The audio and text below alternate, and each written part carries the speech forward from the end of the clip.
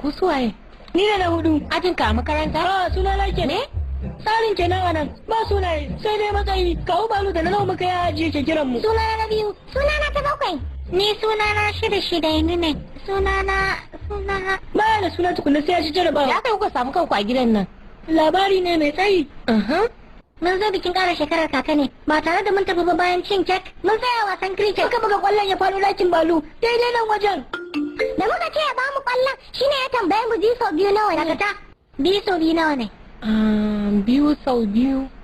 5 ko? Mun samu ƙarin ɗaliba. Mu ma din 5 muka ce shine muke nan har yau.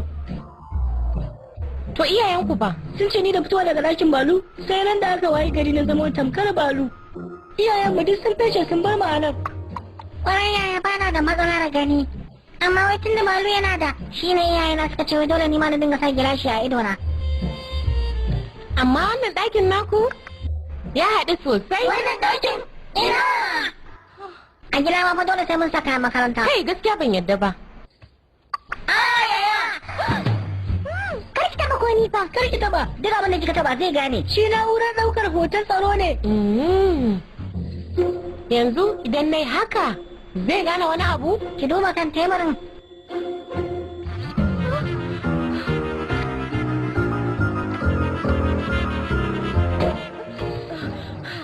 Barba da hoda akan mamatsan na'ura, barin abin rubutu a buɗe. Karkatar da kwanciyar littafi. Sauya 'yan wasan allon dara. Suka dabarun balu ne. Kai da ki taba. In ce dai baki wani abu ba.